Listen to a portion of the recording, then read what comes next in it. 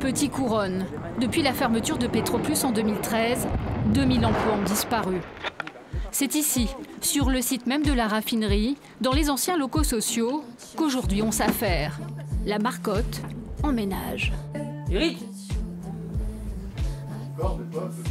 Objectif à terme de l'association, créer des emplois grâce à des activités non concurrentielles. En clair, se mettre au service des habitants.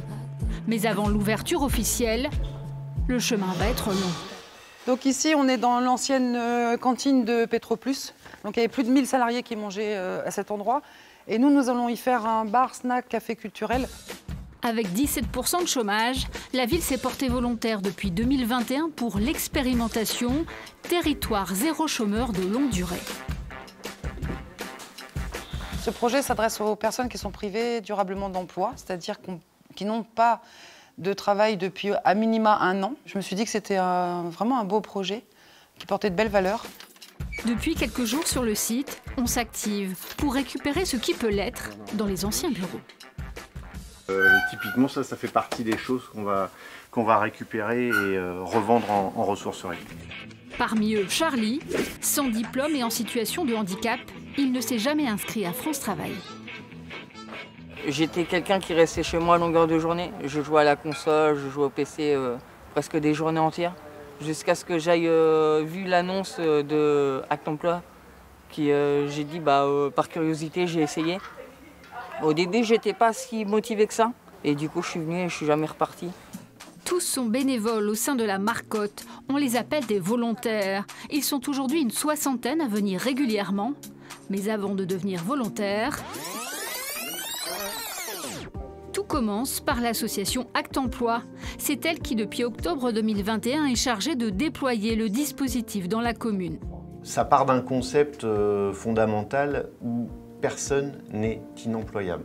D'abord, il a fallu proposer aux habitants de Petit Couronne privés d'emploi de rejoindre le dispositif. Sébastien, ancien photographe, a fait partie des pionniers. Il est aujourd'hui chargé de projet en CDD. Une réunion d'information destinée aux derniers arrivants a lieu justement. Parmi eux, Jean-Michel. Après avoir été cariste pendant 30 ans, il est sans emploi depuis 18 mois. Quand on est au chômage et qu'on ne connaît pas votre système, au fait, on s'ennuie énormément, qui peut être très dangereux.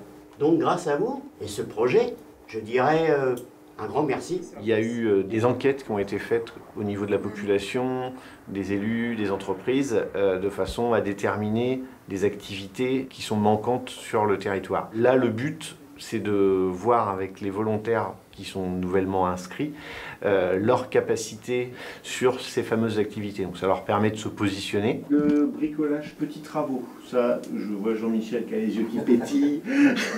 Comme Jean-Michel et Linda, ils sont 182 à avoir franchi la porte d'Acte Emploi pour retrouver du travail.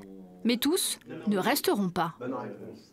Pour moi, c'est intéressant de se dire, d'ici quelques mois, même si on ne trouve pas par le biais de Pôle emploi, on aura peut-être notre chance de faire partie d'une entreprise qui est en pleine croissance. Voilà près de 2 ans que le projet a commencé. Maintenant que les besoins sont identifiés, il va falloir former les volontaires aux différentes activités que proposera la Marcotte. En attendant, place à la convivialité.